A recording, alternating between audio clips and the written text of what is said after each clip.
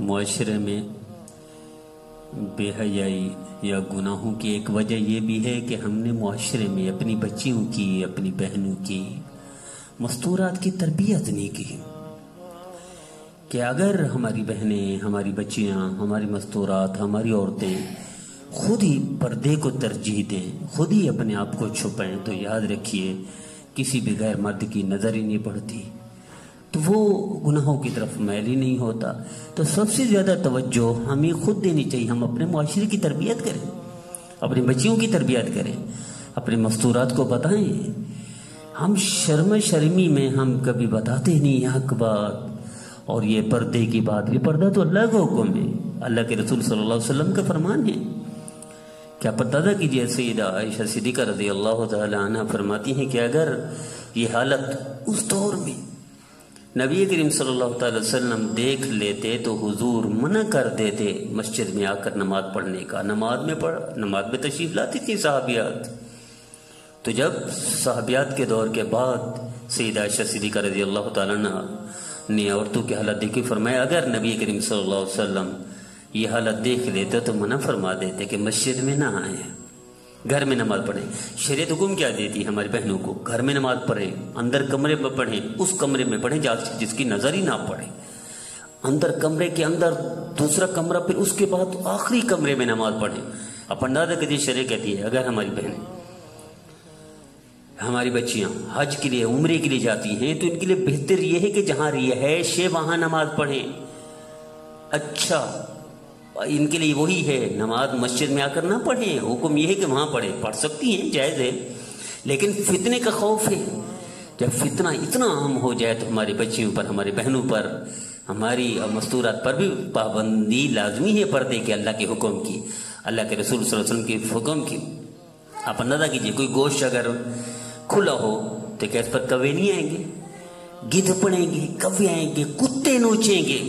لیکن اگر وہی گوشت بند ہو، فریج میں رکھا ہوا ہو، گھر میں رکھا ہو، تو کوئی کوا آئے گا؟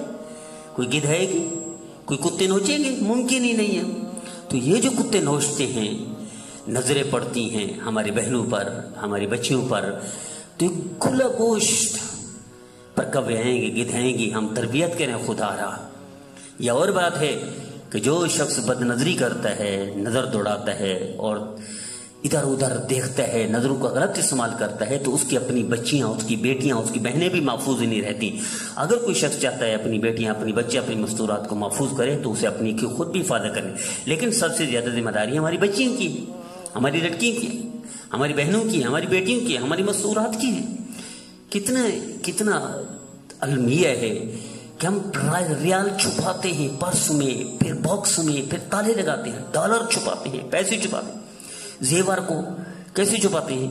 ایک بکس، اس کے اندر بکس، اس کے اندر بکس، پھر اس کو الماری میں، پھر اس کو الماری میں، کتنا چھپاتے ہیں؟ کیا ہماری بچیاں اتنی بے قیمت ہے؟ ریال سے بھی بے قیمت ہے؟ کہ ہماری لڑکیاں اتنی بے قیمت ہیں کہ زیور ہم چھپاتے ہیں، اور جو زیور پہننے والی ہیں ان کو کھلے عام چھوڑ دیں، وہ پردہ نہ کریں؟ تو پردے کی زیادہ ذمہ داری خود ہمارے بچیوں کی ہے، ورنہ گدھ نوچیں گے، کتے بھونکیں گے، کتے آئیں گے، ان کتوں سے وعدہ کے لیے خود ان سے۔ کیوں نہیں سمجھتی ہم؟ کیوں معاشرے کو ہم گناہ کرتے ہیں؟ کتنی دردناک بات ہے کہ نبی کریم صلی اللہ علیہ وسلم نے ارشاد فرمایا کہ بے پردہ عورت پر لعنت بھیجتے ہیں فرشتے، مخلوق لعنت بھیجتی ہے، تو جو لعنت کی مستحق ہوں کیسے ممکن ہے اس گھر میں برکت ہے؟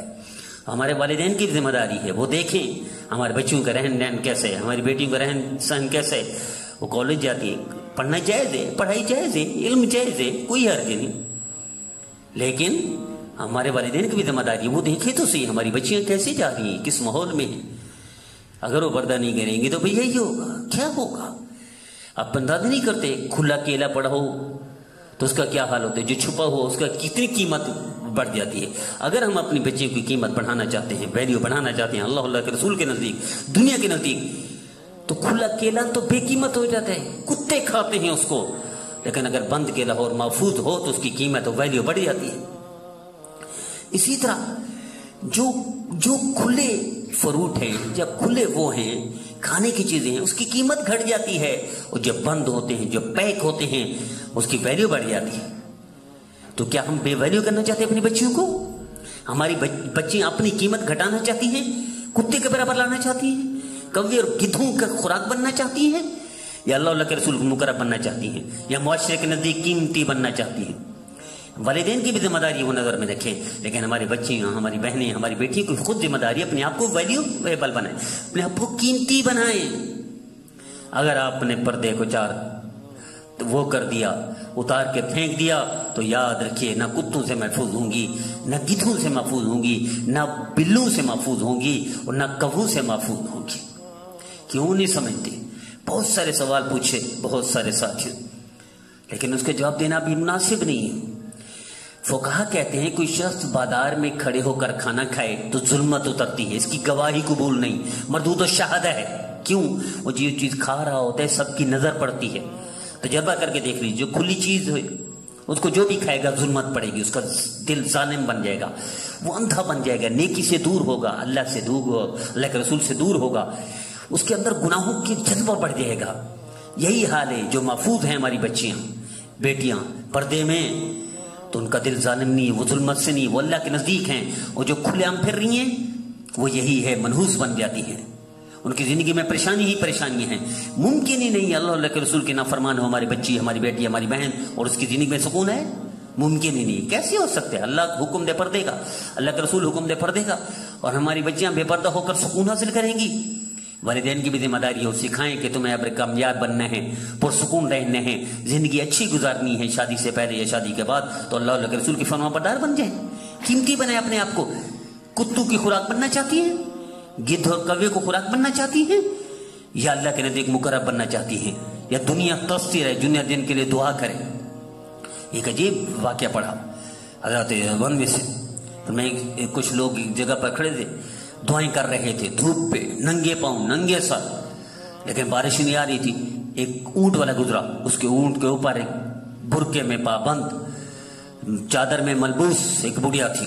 تو اس بچہ کی آنکھ کیوں رو کر دعائیں کر رہے ہو؟ تو اس نے کہا بارش نہیں ہے، بچے بھوکے مر رہے ہیں، بندے بھوکے مر رہے ہیں، خوراک نہیں ہے، باغات نہیں ہے، پھل نہیں ہے، بارش نہیں۔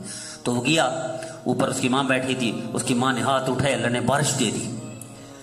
تو انہوں نے پوچھا ہم 3 دن سے دعائیں کر رہے ہیں بارش نہیں آتی۔ اس نے ہاتھ اٹھایا، بارش آ گئی؟